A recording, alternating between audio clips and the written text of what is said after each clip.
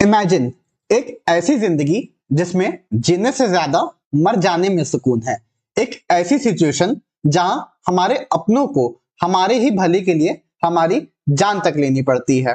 ऐसी ही एक बहुत पेनफुल और emotionally heavy real life story discuss करता है ये एडिटोरियल। तो क्या किसी मरते हुए इंसान को मशीन और दवा के सहारे जबरदस्ती जिंदा रखना चाहिए, जहां पर सांसें तो चल रही हो पर अब लाइफ में कोई भी डिग्निटी नहीं रह जाती? So hello guys, welcome back to Examopedia. ये एडिटोरियल डिस्कस करता है इथुनेशिया को। इथुनेशिया मतलब मर्सी किलिंग। सो टाइम के साथ साथ मेडिकल टेक्नोलॉजी में बहुत ज्यादा रैपिडली एक्सपेंशन हो रहा है। लीप्स एंड बाउंड मतलब वेरी रैपिड। ये टेक्नोलॉजी लाइफ को सेव तो कर सकती हैं पर ह्यूमन की डिग्निटी को डिस्ट्रॉय कर सकती हैं। पूरी जिंदगी आप अपना काम खुद करते हैं, अपनी फैमिली को केयर करते हैं, लेकिन लाइफ के एंड में जब आप मेंटली या फिजिकली सोचने समझने लायक नहीं रह जाते तो बहुत बार आप एकदम बेड रिडन हो जाते हैं, दूसरों पर डिपेंडेंट हो जाते हैं, जहां ना आपका दिमाग चलता है ना हाथ पैर चलते हैं। ऐसे टाइम पे इंसान अपनी डिग्निटी को खोने लगता है, बहुत ही वल्नरेबल और एक्सपोज फील करता है। एडिटर कहते हैं लॉ को अब डिसाइड करना चाहिए कि लाइफ को खत्म करने का जो डिसीजन है उसको वो कंपैशन के साथ देखें, क्योंकि ग्लोबली इस पे कोई फैसला नहीं हो पा रहा है इथुनेशिया को लेके कि जब ऐसा सिचुएशन आ जाए जहां पे प्रोलॉन्ग इलनेस की वजह से आप कैपेबल नहीं रह जाते, वहां पे कंपैशन के थ्रू लाइफ के एंड करने को डिसीजन को हम गाइड कर सकें। कंपैशन मतलब सिंपैथी एंड कंसर्न। सो अब ये एडिटोरियल स्टार्ट होता है ऐसे ही। लाइफ एंड डेथ आर इनकॉन्ट्रोवर्टेबल मतलब जिंदगी और मरना ये दोनों चीजें ही इम्पॉसिबल टू डिनाई है, मतलब हमारे हाथ पे नहीं है, इस पे कोई डिस्प्यूट नहीं हो सकता। लाइफ और डेथ के मुद्दे पे कोई भी लेजिस्लेचर मतलब कानून बनाना या इसके ऊपर एडजुडिकेट करना, कोई भी फैसला लेना कोर्ट के द्वारा भी बहुत ही फिंडलिशली डिफिकल्ट माना गया है। फिंडलिशली मतलब एक्सट्रीमली डिफिकल्ट। ये एक बहुत ही नेचुरल चीज होती है जीना और मरना, elemental beginning and end of life. इसके साथ इंटरफेयर करना काफी डॉन्टिंग लगता है। डॉन्टिंग का मतलब है इंटिमिडेटिंग और एक्सट्रीमली चैलेंजिंग। यही कारण है कि जो लॉ मेकर्स हैं अराउंड द ग्लोब वो इथुनेशिया को लेके कोई डिसीजन नहीं ले पाते। डिअलायंस मतलब प्रोलॉन्ग इंडिसीजन। इथुनेशिया मतलब जानबूझकर किसी की लाइफ को खत्म करना, उसे सफरिंग या पेन से रिलीफ करने के लिए। तो ये केस हम क्यों डिस्कस कर रहे हैं? क्योंकि रिसेंटली सुप्रीम कोर्ट ने हरीश राणा के केस में एक लैंडमार्क डिसीजन दिया है, जहां हरीश राणा एक परसिस्टेंट वेजिटेटिव स्टेट प्रीवियस में 12 साल से थे, जब से उनके हेड पे इंजरी आई थी। परसिस्टेंट वेजिटेटिव स्टेट मतलब एक ऐसी कंडीशन जहां पर्सन जिंदा तो है, सांसें तो चल रही है पर वो मेंटली कॉन्शियस नहीं है, एक तरीके से ब्रेन डेड है। तो कोर्ट ने उनके लाइफ सपोर्ट को विड्रॉ करने की परमिशन दी है, including artificial nutrition and hydration को।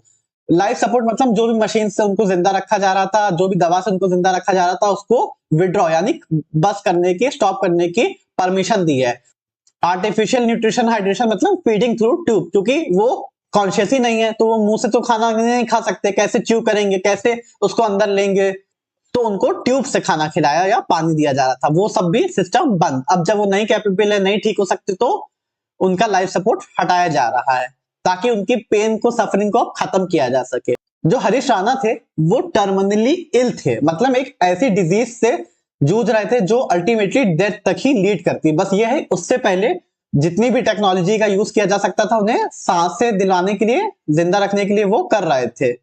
और ये बीमारी अनऑल्टरेबल थी, मतलब चेंज नहीं हो सकती थी उनकी ये कंडीशन। जो मेडिकल टेक्नोलॉजी है वो लाइफ को लंबा तो कर सकती है यूजिंग एडवांस ट्रीटमेंट, लेकिन आर्टिफिशियली जिंदा रखने में पेशेंट को बहुत स्लो एंड एग्नाइजिंग डेथ का सामना करना पड़ता है, मतलब बहुत धीरे धीरे, बहुत ही पेनफुल तरीके से हर दिन वो मरता है। क्योंकि मेडिकल टेक्नोलॉजी उसको जिंदा रखने में तो मदद कर सकती है, फैसिलिटेट मतलब मेकिंग इजियर।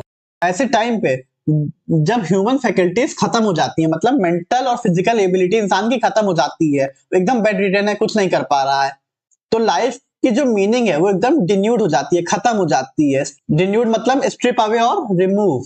तो कोर्ट ने यही कहा कि इवन जो end of life care decision होते हैं इस पे भी डिग्निटी होनी चाहिए। ऐसा नहीं कि लाइफ अपनी डिग्निटी से जी और आप खत्म ऐसे लंबे समय तक अपनी लाइफ को खींचते जा रहे हैं जबकि कोई चांस नहीं आपके ठीक होने का। तो डिग्निटी से खत्म करना भी लाइफ जरूरी है। यहाँ पे कोर्ट ने आर्टिकल 21 को एक्सपेंड किया। आर्टिकल 21 क्या कहता है? Right to live with dignity.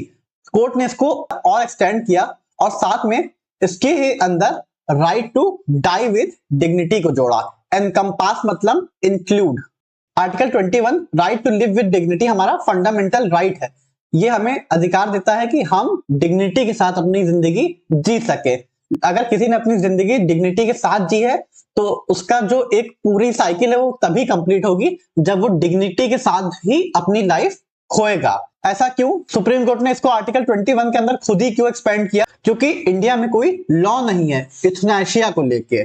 तो कोर्ट को कई बार यूथनेशिया के मैटर में यानी मर्सी किलिंग, खुद मारने के मैटर में इंटरवीन करना पड़ता है और केसेस को लेने पड़ते हैं। तो पहली बार इस मुद्दे पे डिबेट कब शुरू हुई थी? जब ज्ञान Kaur versus state of Punjab का केस आया था 1996 में। तो इसके ऊपर पहला केस 1996 में आया था, लेकिन पब्लिक डिस्कशन में ये बात कब आई? 2011 में, जब अरुणा शानबग का केस आया। हालांकि अरुणा शानबग के इंस्टेंस में यूथनेशिया को कोर्ट ने अलाउड नहीं किया था क्योंकि जो नर्सेस थी उन्होंने डिमर्ट किया था, मतलब ऑब्जेक्ट किया था। हालांकि कोर्ट ने मना तो कर दिया यूथनेशिया को, लेकिन साथ में गाइडलाइंस रखी, ले डाउन मतलब एस्टैब्लिश, कि मेडिकल ट्रीटमेंट कब तक दिया जाना चाहिए और कब मेडिकल ट्रीटमेंट को रोक देना चाहिए। इसको लेके 2018 में सुप्रीम कोर्ट ने डिक्लेयर किया कि right to die with dignity भी हमारा फंडामेंटल राइट है। जैसे right to live with dignity हमारा फंडामेंटल राइट है, वैसे right to die with dignity भी हमारा फंडामेंटल राइट है। ये डिसीजन जीने के साथ साथ एक डिग्निफाइड लाइफ इनको भी आर्टिकल 21 में ऐड करता है। अब प्रेजेंट रूलिंग की क्या इंप्लीकेशंस हैं? ये जो इंस्टेंट केस है यानी जो करंट केस हरीश राणा का है, ये हरीश राणा की फैमिली को तो हेल्प करेगा, क्योंकि देखिए जब कोई घर का सदस्य लंबे समय तक बेड रिडन है, होश में नहीं है, बस सांसें चल रही है, तो हर किसी को उसे देखना तो पड़ता ही है। एक इमोशनल ट्रॉमा से भी गुजरना पड़ता है, अपने किसी इतने चहेते को इस तरह वीक और वल्नरेबल देखना इतने लंबे समय तक। तो ये डिसीजन उनकी फैमिली को भी हेल्प करेगा लेट गो करने में, मतलब हरीश राणा को अब जाने देने में। इतनी लंबी समय की सफरिंग के बाद उन्हें फाइनली अब रिलीफ करने के लिए। बहुत ही पेनफुल है ये मूवमेंट किसी के लिए भी कि किसी को अपने फैमिली मेंबर को इस तरह जिंदा होते हुए खत्म करना पड़े। मेडिकल इंटरवेंशंस का क्या है? वो तो बहुत ही तेजी से आगे बढ़ रहे हैं। They are expanding leap and bound very rapidly. आगे जाके और भी लाइफ प्रिजर्विंग टेक्नोलॉजी आएंगी, पर ये पेशेंट को डिग्निटी नहीं दे पाएंगी। कोर्ट ने इसके साथ साथ लिविंग विल पे भी जोर दिया कि जब कोई पेशेंट मेडिकली इल हो जाता है इतना ज्यादा, तो उससे उसी समय पूछ लेना चाहिए कि उसकी क्या मेडिकल ट्रीटमेंट को लेकर प्रेफरेंसेस रहेगी जब वो फिजिकली और मेंटली इनकैपेबल हो जाएगा ट्रीटमेंट के दौरान। अगर यूथनेशिया का मैकेनिज्म हम लॉ में ले आए और इसके लिए क्लियर गाइडलाइंस रख दे, तो ये लाइफ की जो खत्म करने के डिसीजन है उन पेशेंट्स और फैमिली के लिए जिनके ठीक ना हो पाने वाली कंडीशन से जूझ रहे हैं, ये डिसीजन कोई क्रूएल डिसीजन नहीं है। ये कंपैशन मतलब सिंपैथी और कंसर्न से जुड़ा डिसीजन है, मतलब पूरी दया के साथ उनकी लाइफ खत्म करने का फैसला। तो लास्ट में एडिटोरियल कह रहे हैं कि जहां पे ग्रे जोन है, मतलब कुछ भी सही और गलत नहीं है, वहां पे कोर्ट मदद कर सकती है ऐसे डिसीजन को लेने में। साथ में right to die with dignity और टेक्नोलॉजी को बैलेंस करके, कंपैशन को साथ में रख के, मतलब सिंपैथी को, दया को साथ में रख के, ये नहीं कि टेक्नोलॉजी यूज हो सकती है तो हम हर हद तक जाएंगे, और कॉन्स्टिट्यूशन वैल्यूज को ध्यान में रख के हमें ऐसे केसेस को अप्रोच करना चाहिए। सो ये कुछ वोकैबुलरी है जो इस एडिटोरियल में यूज हुई है।